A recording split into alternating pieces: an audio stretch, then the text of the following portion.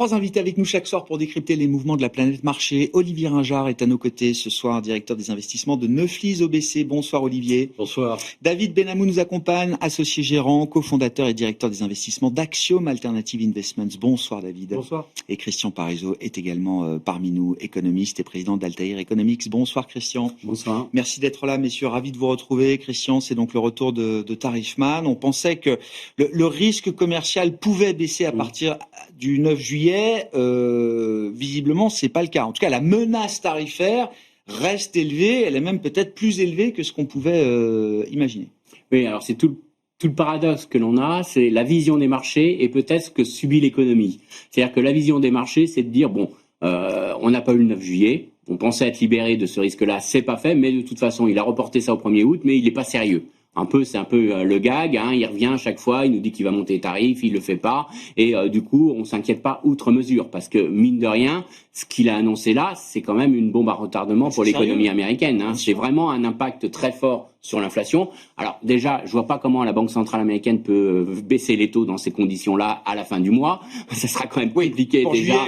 Pour juillet, c'est mort parce que déjà, elle est même pas sûre des droits de douane qui vont être appliqués in fine. Ouais. Et puis derrière, on voit que M. Trump, il réagit justement parce que les marchés ne réagissent pas. Parce qu'en gros, il est en train de dire au marché, je vous ai mis 10%, vous n'avez pas réagi, donc je vais vous mettre 15 à 20, vous réagissez pas, moi je le fais. Il teste la limite, quoi. Voilà, il a ce côté un peu capricieux, donc, capricieux de chercher la limite. C'est là que ça devient un peu dangereux, quoi, au niveau des marchés, parce que j'ai l'impression que lui, il faut bien comprendre quelque chose, il va gagner à peu près 100 milliards de dollars sur les droits de douane sur le premier semestre. Ouais. Il a dit qu'il voulait 300 milliards sur l'année, donc ça veut dire qu'il est prêt à doubler les droits de douane sur la deuxième partie. Et en plus, ce qu'il conforte, peut-être à tort, sûrement à tort à mon avis, mais il conforte qu'il n'y a pas d'inflation.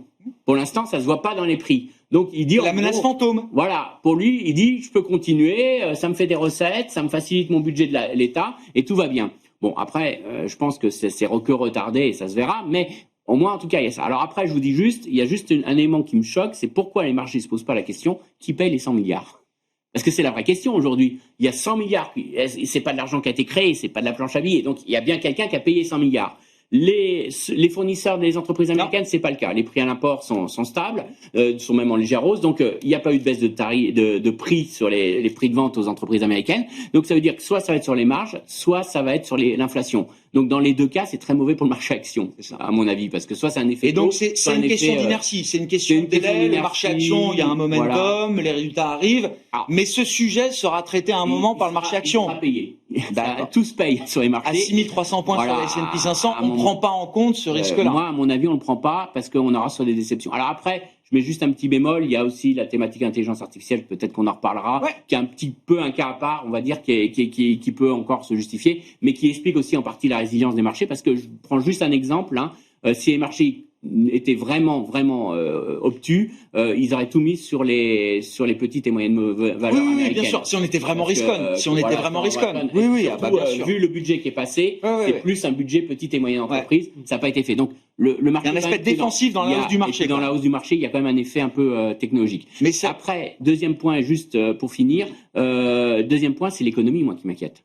Parce que là, vous êtes quand même face. On pouvait dire le 9 juillet c'est levé, on va pouvoir souffler, on va pouvoir adapter les chaînes d'approvisionnement, Walmart va passer ses commandes pour Noël, et puis là on lui dit non, va falloir que tu attendes le 1er août, certes rien n'est réglé avec la Chine, donc il va falloir attendre.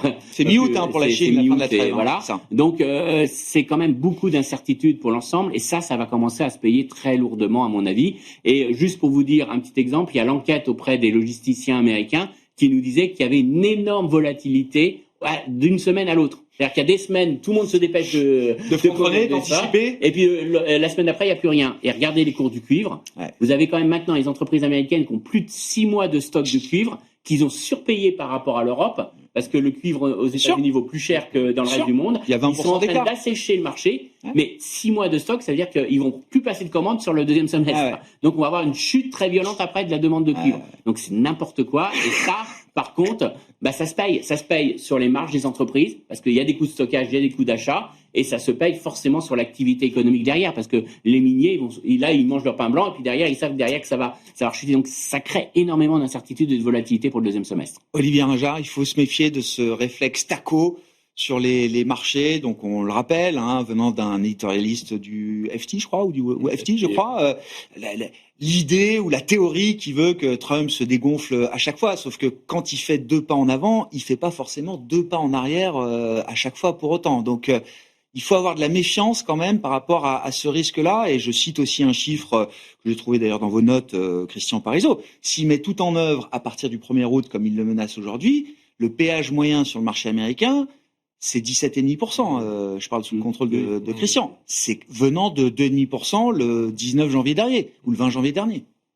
Je pense que j'apporterai une vision un peu plus modérée, si vous me le permettez, qui est la suivante. D'abord, la relance de Trump sur cette guerre commerciale ne concerne pas la Chine, ne concerne pas l'Union européenne, concerne certes le Canada. Et le Brésil, c'est quand même.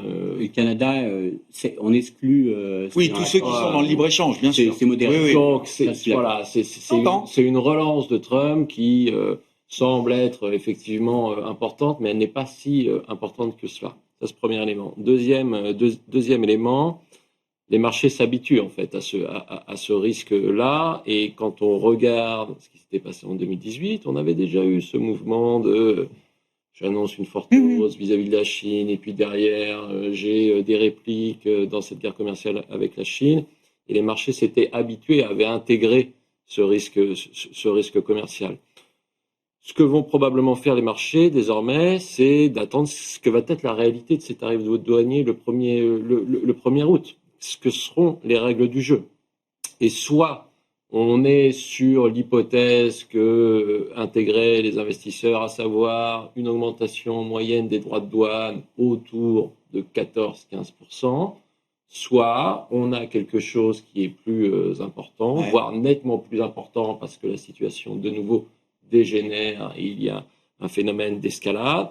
Et dans ce cas-là, les marchés réagiront probablement. Mais si on reste autour de ces 14-15%, je ne pense pas qu'on subira un excès de volatilité significatif sur ces marchés. Par contre, là où je vous rejoins, c'est comment tout ceci va se traduire pour notre économie mondiale sur le second semestre. Est-ce qu'on va avoir un ralentissement plus significatif qu'escompte le consensus aujourd'hui, qui est une économie américaine qui atterrit sur un rythme de croissance légèrement supérieur à 1% au second semestre et au premier semestre de l'année 2026 avec une petite bosse d'inflation. Ouais.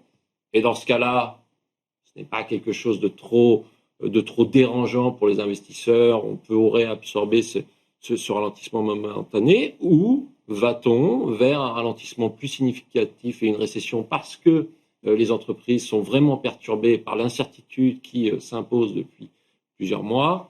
Et là, on rentrerait dans quelque chose de plus désagréable. Plus délétère. Qu'est-ce qui fait la différence entre les deux scénarios? Est-ce que c'est juste la question du niveau moyen des tarifs, ou est-ce que c'est aussi la réaction, la capacité de réaction, d'agilité, d'adaptation des entreprises qui est difficile aussi à anticiper? Alors évidemment, on a tous des contacts entreprises, etc. Mais savoir ce qui va vraiment se passer, de quelle manière ces entreprises vont pouvoir contourner encore, s'adapter encore à cet environnement, ça reste toujours un point d'interrogation. Ça reste un point d'interrogation, et il est difficile également pour l'investisseur d'identifier exactement ce qu'est le point de bascule. En fait. Et pour notre part, ce que l'on va regarder comme indicateur potentiel, comme indicateur d'une augmentation potentielle du risque de récession ou d'une augmentation de la probabilité de réalisation d'une récession aux États-Unis, c'est le marché de l'emploi américain. Si jamais on voit que ce marché de l'emploi américain, qui donne des signes, certes, de modération, mais à l'intérieur de ces signes de modération, potentiellement quelques signes de faiblesse, si jamais on voit ce marché de l'emploi continuer de se détériorer et de s'affaiblir plus significativement, dans ce cas-là, on se posera sans doute d'autres questions pour les prochains mois. David, d'un point de vue un peu global de marché, alors que vous inspire là effectivement cet environnement, le retour de la menace tarifaire, peut-être à des niveaux qui pourraient mettre en risque le momentum de marché, sachant que ces marchés, et si on prend les références américaines, ont clôturé le premier semestre au top niveau, avec une tech qui a retrouvé son leadership, toujours la question du dollar. Mais c'est vrai que quand on regarde la photographie finale, finish de la clôture du S1, je dis quand même que les marchés vivent plutôt bien cette histoire. Tarifaire, en tout cas. Oui, vivent plutôt bien, mais je crois que vraiment la trame de fond qui se produit, qui est intéressante pour l'Europe, c'est la réallocation, c'est la fin de l'exceptionnalisme US. Et la on fin le voit. provisoire, on La fin provisoire. Parce que ça, on ajoute un peu de nuance quand même à cette idée-là, mais il y a une érosion, quoi. Provisoire, ça voilà, on n'a pas. Je suis venu sans ma boule de cristal. Donc, oui, c'est ça. Je suis désolé, mais en tout état de cause, ce qui est clair, c'est qu'on voit les Européens qui étaient montés petit à petit dans les portefeuilles en actions américaines jusqu'à quasi 60% avant le Liberation Day. On voit quand même aujourd'hui dans le positioning un retour en arrière, très clair, et à l'Europe. Donc c'est une diversification vers l'Europe, des États-Unis, comme on dit, et puis le secteur bancaire européen, là, on profite. On va en parler, bien sûr. Mais ce mouvement, c'est structurel pour vous. C'est pas. On est allé chercher un refuge temporaire parce que les flux reviennent quand même sur les actions américaines. La tech est à nouveau au sommet, encore une fois. Je crois que c'est plutôt un changement de cycle. Après combien de temps ce cycle va durer? Et pour moi, le point de départ de ce changement de cycle, c'est le grand chambardement de M. Merz, qui finalement décide que la première économie européenne va assumer son rôle de locomotive. Je pense que c'est ça plutôt vraiment la toile de fond qui peut-être en fait a fait décider aux investisseurs que l'Europe finalement allait peut-être venir vivre en tout cas une décennie intéressante. Sur le dollar, là aussi tour de table, mais gardez la parole, David. Qu'est-ce que vous dites après les 10% de baisse du premier semestre? Intéressant d'ailleurs, sur la semaine, le dollar n'a pas tellement baissé, il s'est plutôt stabilisé, voire il s'est légèrement raffermi. Il y a une mécanique de couverture pour des grandes institutions financières mondiales, des fonds de pension, des assureurs. On le voit en Asie, à Taïwan, on voit des assureurs qui se couvrent un peu en panique comme ça pour essayer de gérer la baisse du dollar. Ces couvertures aujourd'hui, elles sont en place. Tout le monde a pris conscience que c'était quand même important de se couvrir contre le dollar après avoir été en termes de détention peut-être à des niveaux un peu extrêmes, ou est-ce qu'il y a encore de la place sur des phénomènes de marché pour alimenter la baisse du dollar? Alors d'abord, je pense que c'est surtout des flux en fait, qui ont traduit ça avant d'être des couvertures. Mm-hmm. Mais il n'y a pas, l'actualité qu'on vit là, il n'y a pas de raison à ce qu'elle change en fait ce phénomène. Donc on va avoir. Il n'y a pas de stop là, à la baisse du dollar. Il n'y a pas de. D'ailleurs, c'est pour ça que la BCE s'inquiète. Ouais. Donc voilà, on est dans une phase en fait qui est assez curieuse, mais pour moi, il n'y a pas de raison. On est vraiment dans un changement de cycle. Ah ouais. Baisse du dollar. Alors, je vais juste vous donner l'idée d'un graphique. C'est S&P Global qui interroge les gérants. Et il est très intéressant ce graphique. Il pose la question, l'économie américaine a 12 mois. Et si vous prenez des gérants nord-américains, ils vous disent c'est comme ça. Baisse d'impôts, dérégulation, etc. Eux, c'est comme ça. Vous interrogez les gérants hors Amérique du Nord, c'est comme ça. C'est en gros une économie américaine qui va ralentir fortement. Donc, on comprend mieux ce qui se passe. C'est-à-dire qu'en gros, le monde entier regarde M. Trump, le monde entier se dit, il est en train de peser sur la croissance mondiale, et le monde entier se dit, ce qui se passe actuellement, il ne faut pas que je sois sur les États-Unis, je ne sois pas sur les États-Unis.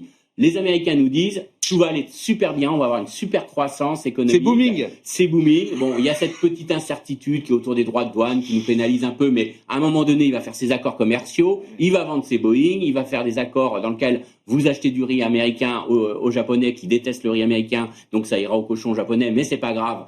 On aura vendu du riz aux Japonais, on aura tordu le bras aux Japonais, et donc c'est très bon pour le business américain. Le change est moins critique pour un gestionnaire d'actifs américains sur des actifs américains. C'est-à-dire que les non-résidents n'y croient pas, ne croient pas M. Trump, et vendent le dollar. Oui. La seule interrogation, soit les Américains ont raison, et dans ce cas-là, tous les non-résidents ils vont revenir en masse sur le dollar en disant on a sous-pondéré le dollar, on s'est trompé, et il fallait avoir des actifs américains. soit c'est les Américains qui ont tort et on a une belle chute de la bourse américaine à attendre, une correction, et on va avoir encore le dollar. Et le dollar repart à la baisse. Et repart à la baisse parce que les non-résidents, ils vont pas revenir refinancer un budget américain qui est en dérive et acheter des actifs américains si ils Donc on peut se retrouver à nouveau dans ce schéma où tous les actifs américains baissent, les obligations, les actions et la devise. Bien sûr, parce que ce seront les non-résidents qui se diront, dans ce cas-là, je vais pas financer la super loi de Monsieur Trump parce que sa politique est un échec et ça nous déstabilise. Donc je vous fais les deux extrêmes, volontairement pour vous donner. Donc ça montre à quel point derrière les mouvements du dollar, c'est deux visions du monde qui est en train de s'installer. Ce qui veut dire, d'une part, je vais dire sans me mouiller, c'est que c'est pas stable.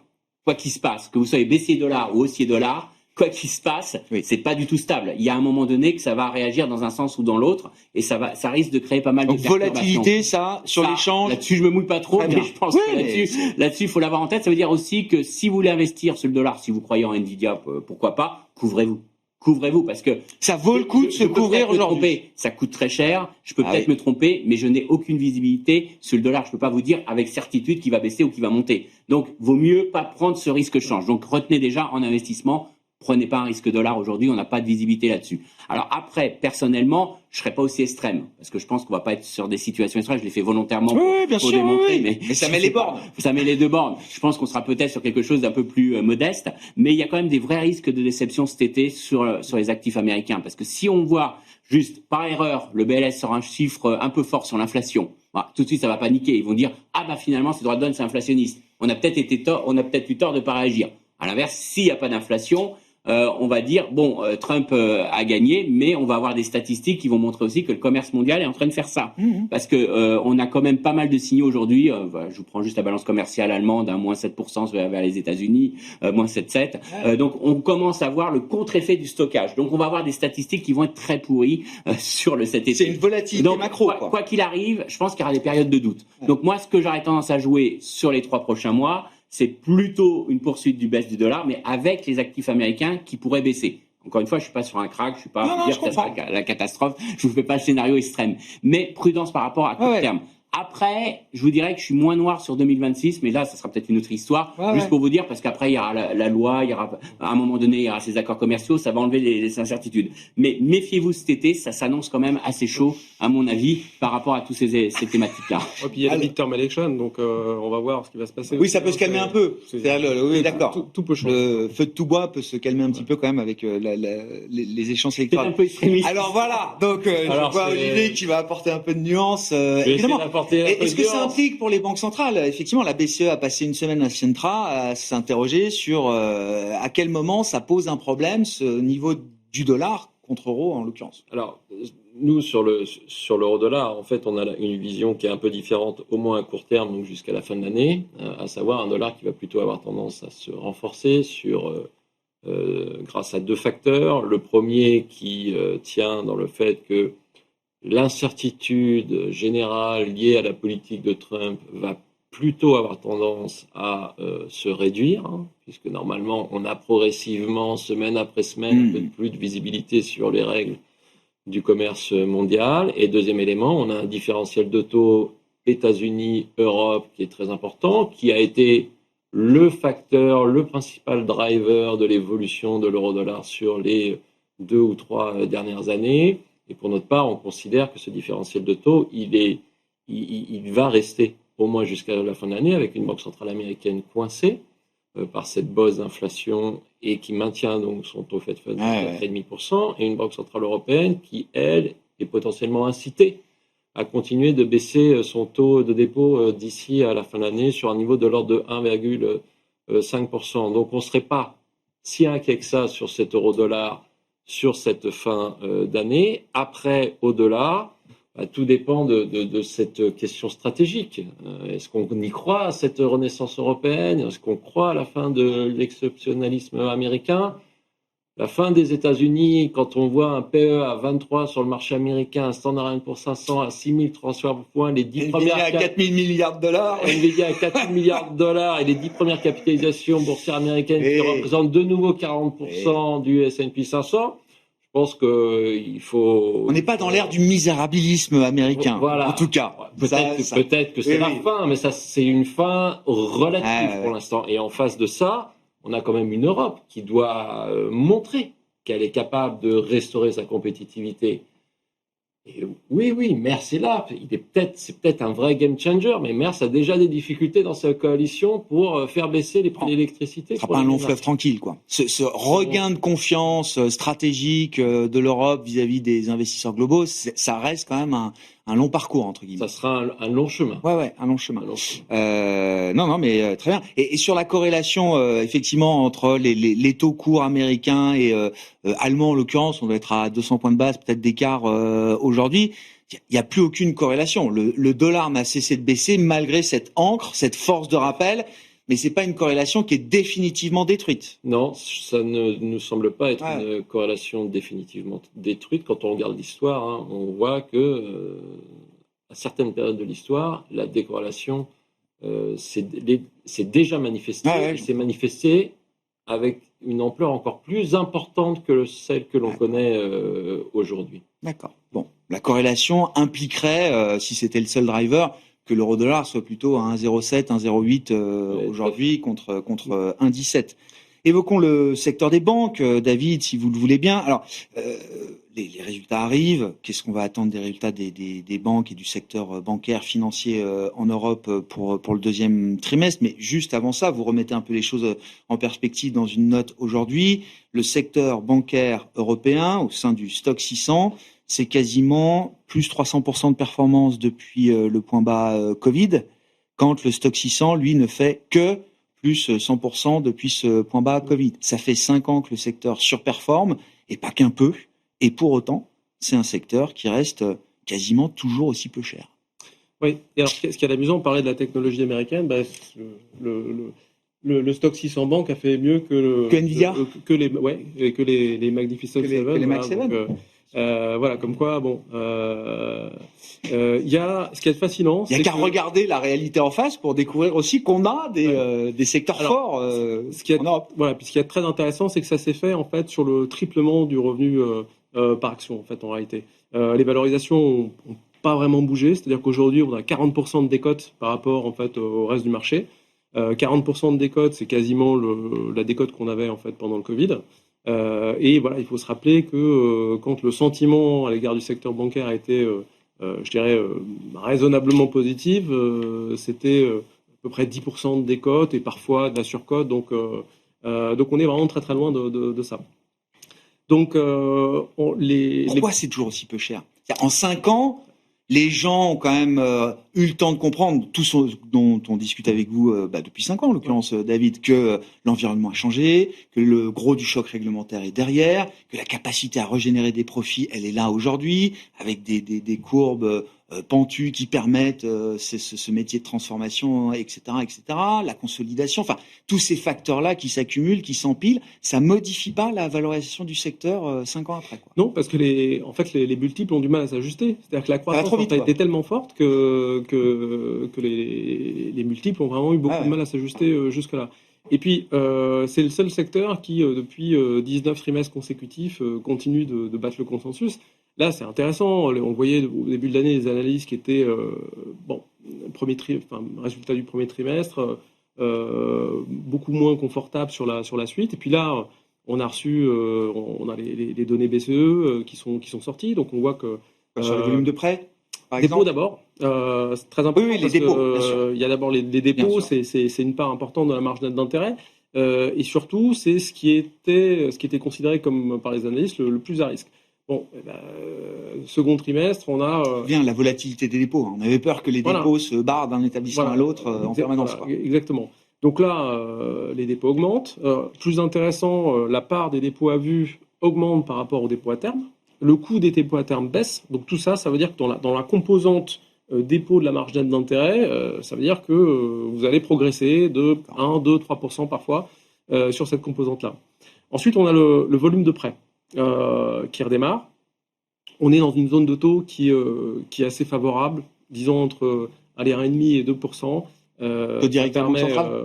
Ça permet d'avoir un volume de prêt qui repart. C'est une zone qui est accommodante. En même temps, le coût du risque augmente. Enfin, pas d'ailleurs, il continue à baisser. Donc c'est un sweet spot, quoi. Donc c'est vraiment un niveau qui est tout à fait favorable. Et ça, c'est important parce que ça permet en fait aux gros stocks de prêts originés sous les taux négatifs d'être remplacés. En fait, pour les banques françaises, c'est particulièrement vrai parce que les banques françaises ont des books à peu près à 10 ans. Donc on traîne un stock de prêts avec des. Mais on arrive au bout de ce stock-là. Et donc non, on n'est pas du tout au bout là. Non, on est pour les banques françaises, on est, je dirais, au mieux à mi-parcours. D'accord. Donc, on a perdu moins d'argent. Alors sur ce type de prêt. Exactement. Donc là, sur tous les prêts qui sont originés, tous les nouveaux prêts qui sont très très différents. D'accord. Donc ça va se retrouver là dans les résultats immédiats du deuxième trimestre. On va avoir encore un 20e trimestre de surprises potentiellement positives. C'est assez probable parce que quand on regarde en fait, c'est sur la partie, je dirais. Métier classique de la banque, on voit ces effets qui sont positifs. D'ailleurs, on a vu au premier trimestre déjà le retail de Société Générale et de BNP qui allait un petit peu mieux, mais bon, ça, il y a toujours les couvertures à prendre en compte, donc c'est toujours un peu compliqué. Mais ce qu'on voit aussi sur la partie banque d'investissement et asset management, asset management des flux de dépôt qui sont là, donc ça fonctionne bien aussi. De la collecte. Et puis sur la partie banque d'investissement, on a le volume de trading qui est là. La seule chose qui ne fonctionne pas, c'est le M&A aujourd'hui. Mais je dirais que c'est plutôt pour les banques américaines. Faire sans quoi. Oui. Voilà. C'est elles qui font les deals chez nous, généralement. Olivier, le secteur bancaire en Europe, c'est toujours un bon secteur pour s'exposer à l'Europe, aujourd'hui ? Nous, c'est un secteur qu'on continue de surpondérer dans nos allocations pour l'idée suivante, c'est qu'on a un régime de taux, ça vient d'être dit, qui est plus favorable. Pour le cas européen, on a le sentiment que l'économie européenne va se tenir au cours des prochains trimestres, voire accélérer l'année prochaine grâce au stimulus budgétaire. Et puis enfin, on a ce sujet de l'union de l'épargne et des investissements. Anciennement l'union bancaire. Anciennement l'union bancaire, marché des capitaux européens, qui peut être également un accélérateur de la consolidation dans le secteur et qui pourrait alimenter potentiellement une poursuite du rating ou de la performance de ce secteur bancaire. Dans une de ses prises de parole, je crois, qui doit dater de la semaine dernière, j'ai vu que Friedrich Merz, sur l'idée d'une mutualisation de la garantie des dépôts, on n'y était pas. Enfin, non. C'était pas pour l'Allemagne, c'était pas une priorité de son mandat.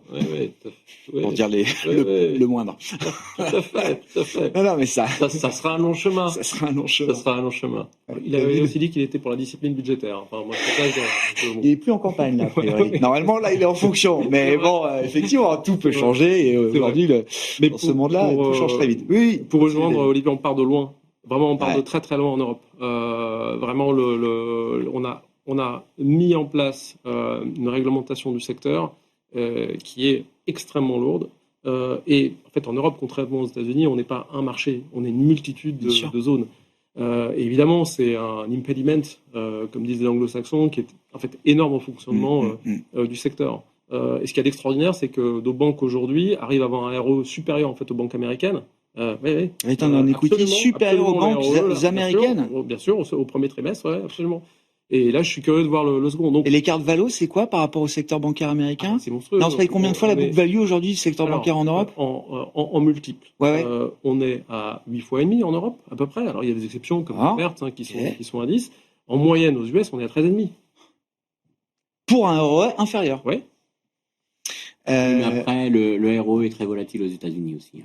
Avec la banque d'investissement qui est un point important. Par contre, moi je dirais, pour ajouter, il y a un point, moi je suis convaincu, c'est qu'il va y avoir l'Europe va être obligée d'alléger les tensions sur les banques européennes en termes de régulation. Parce que la réforme que veut mettre en place l'administration Trump, c'est une bombe. Il faudra une réponse. C'est une bombe. Juste pour vous donner une idée, à capital inchangé, les banques américaines vont pouvoir augmenter de 43% leur taille de bilan. Leur taille de bilan.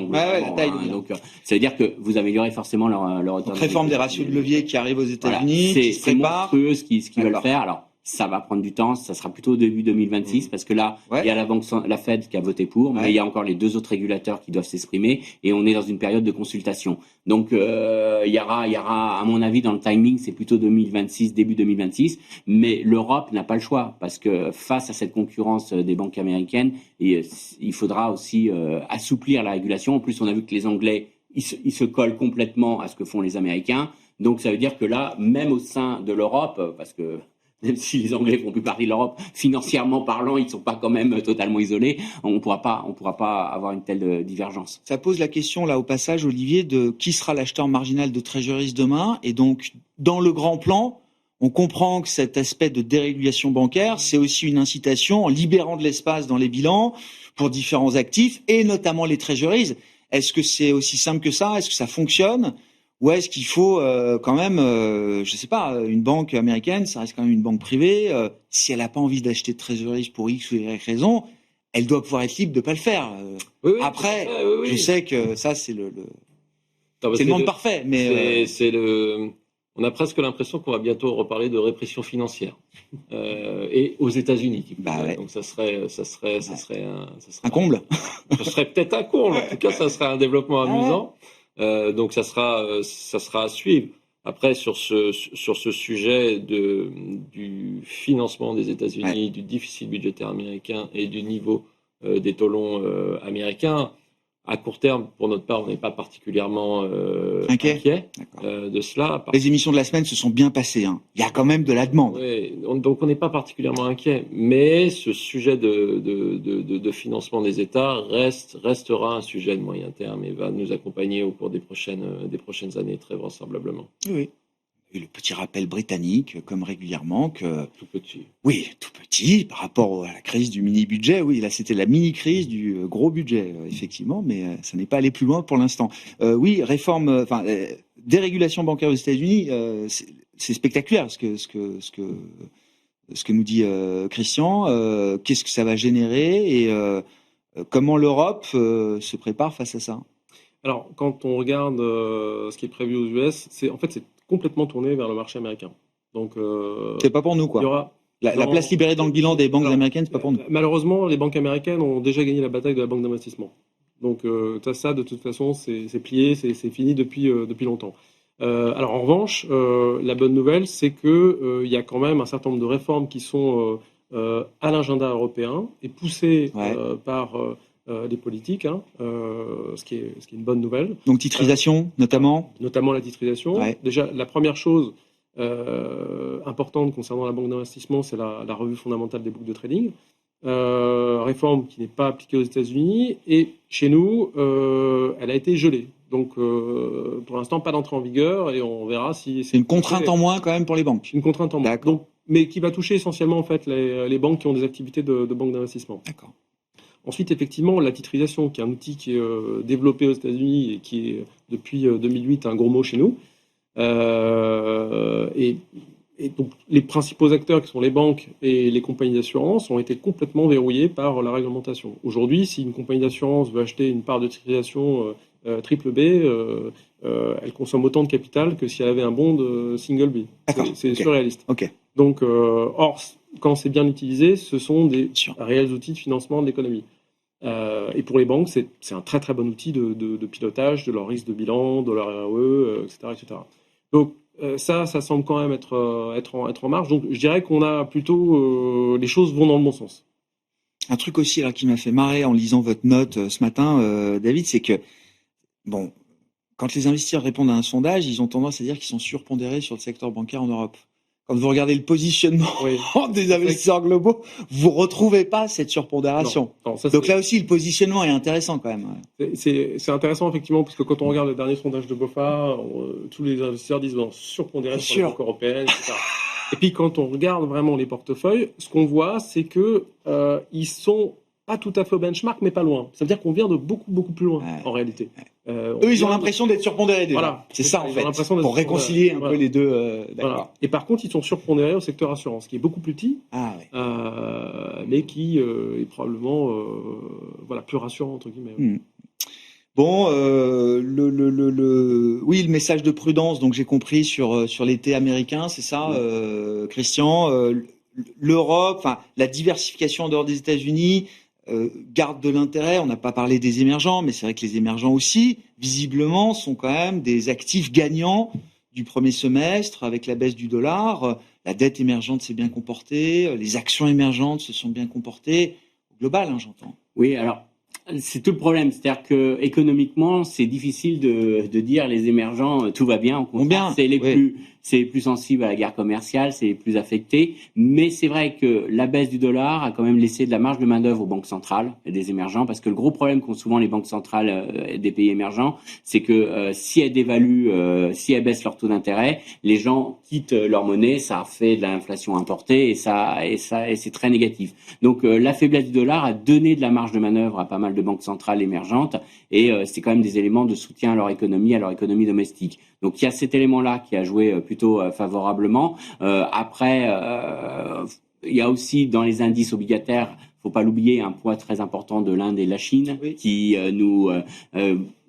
nous masque certaines mauvaises nouvelles sur les émergents. Ça biaise un peu les choses. Faut faire attention. D'ailleurs, JP Morgan vient de déclarer hier qu'ils allaient sûrement revoir sensiblement la pondération de ces pays-là. Ouais, c'est ça. Et ça peut jouer quand même après dans notre perception des émergents.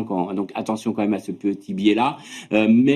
Donc moi personnellement, les émergents, je serais quand même assez prudent pour le deuxième semestre, surtout que tout ce que nous montrent les données d'enquête, c'est plutôt un trou d'air du commerce mondial. Et on sait que c'est des économies très sensibles au commerce mondial. Donc du coup, on fait quoi? On achète de l'or encore? Non, on peut. Hein. Oui. Je suis pas. Non, mais je pense que, en effet, la repondération de l'Europe reste un actif intéressant, notamment pour les investisseurs européens, pour pas avoir l'effet échange. Parce que c'est vrai qu'on avait oublié de gérer cet effet échange. Ah bah bien sûr, sur les actions américaines, c'était pas naturel de se couvrir contre la baisse du dollar. Vous avez un dollar qui monte, bien sûr. C'était évident. Donc je pense que oui, l'Europe redevient un support d'investissement intéressant, et je pense que beaucoup d'investisseurs, notamment asiatiques, vont continuer de repondérer l'Europe.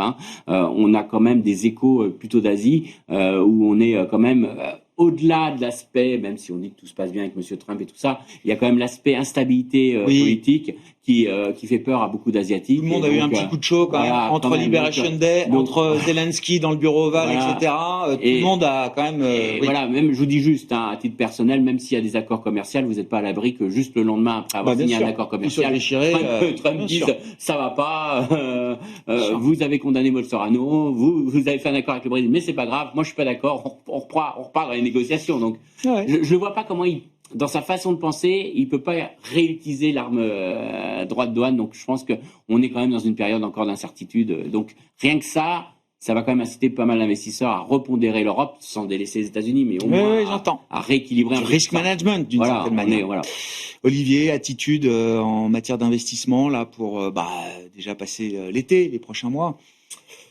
Alors même si on est un peu moins disons prudent sur l'analyse pour cet été, on reconnaît quand même qu'on a eu un sacré rebond au cours de ces 3 derniers mois sur le marché américain. Historique. C'est l'un des rebonds les plus rapides de l'histoire des marchés américains après une correction de plus de 20%.